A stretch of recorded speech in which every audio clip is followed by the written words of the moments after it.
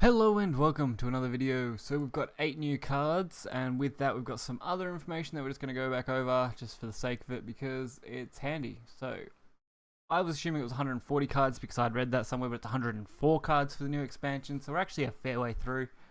That's just one thing I wanted to correct. The other is Dragon Nest. After having a back and forward with some people in the comments and reading the Japanese game AI text, the card is basically crap. Overall, it's pretty much useless. They really should have worded it if overflow is active and then the rest of the effect, because that's the way it functions. So you're only going to draw one card, gain 2 defense, and then the amulet's going to destroy itself as soon as your next turn starts after playing it. Which at turn 5 to 7 depending on ramp, if you're lucky you'll get it out earlier, that card's practically useless. You're only going to apply it if you're ahead in the game, which if you're playing it ahead in the game, why run it in your deck? You don't want cards that you're already ahead with, you want cards that you're behind with.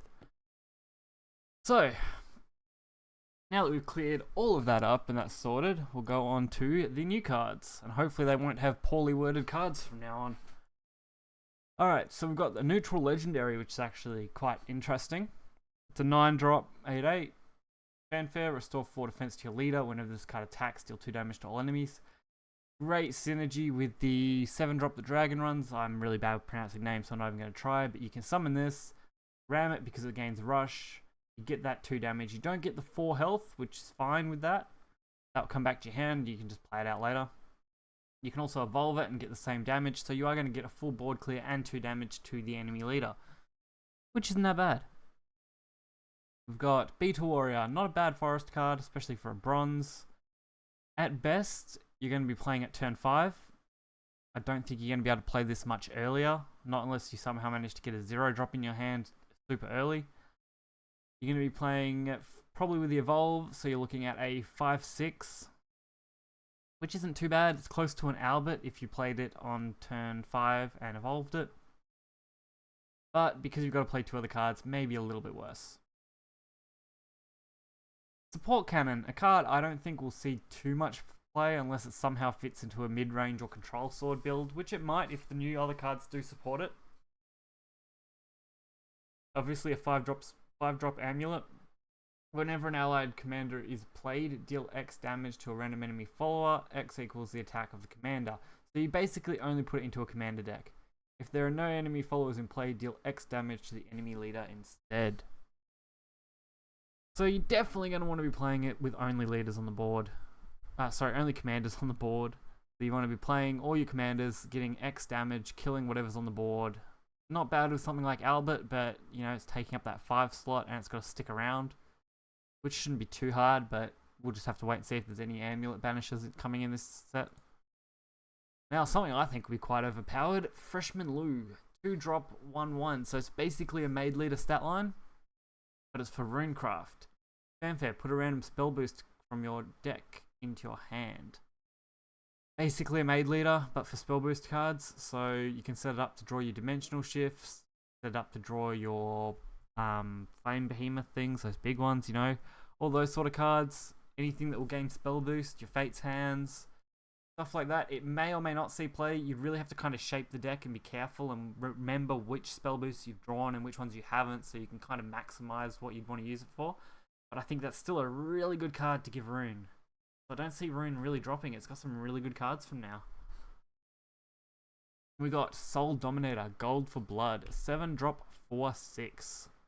So it's got Storm. Whenever another follower is destroyed, gain +1/+0. So you'd really want to play it on nearly a full board. It'd be great for dealing with control style cards because you could ram all the little guys that are already on your board, like your bats. Boost this thing up and then just ram it to face, hopefully. Not too bad, pretty standard evolve, you know, gain 2 to each stat and keep the effect. So it's not bad, but I don't see it being played unless control bat becomes even bigger and somehow you can slot it in on the 7. Dead Moon Disciple. A Shadowcraft card. Nice to see more Shadow, I do like Shadow. A 1-cost 1/1. Fanfare, give an allied follower the ability to ignore ward. So this card, I can see so many good combos. So you've got things like Tyrant Dragon, you know, play Tyrant, play this, ignore all wards, just ram face. anything with good stats, this will be amazing with. You don't have to worry about wards, you just go straight over them. No worries at all. And then we've got Aqua. So we've got a Dragoncraft card, 3-drop, 1/1. I don't like the stat line much. Summon a Megalorca, which, for memory, is one of those whale things, which isn't that great. I'll do a quick Google and just see, because I'm pretty sure that's what it is. Yes, it's a 2-drop, 4/4 whale. So you're getting 5/5 for 3 total. That's actually not that bad, I suppose, now I'm thinking about it. I don't know whether it would be great. And I suppose you could combo it with some of the other cards that allow you to get like free evolves on it and stuff, but not too bad.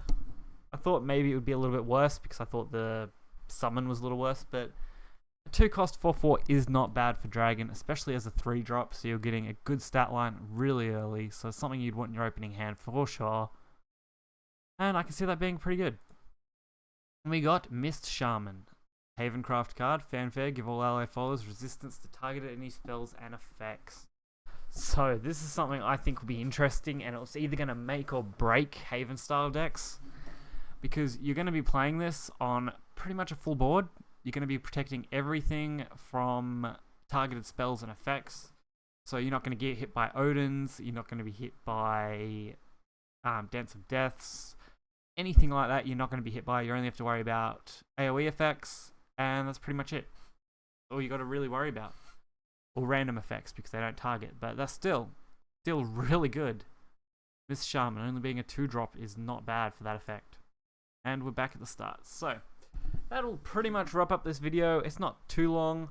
Hopefully we don't get any more cards that have dodgy styled effects. I'd much prefer if we didn't, because they just make it confusing when you're trying to read the text. But if you guys did enjoy this video, make sure to hit that like button and subscribe. If you want to see more videos like this, they should be coming daily as long as Shadowverse are releasing the new cards, which I think is daily at this stage. The expansion shouldn't be too far. And I'll catch you guys next time.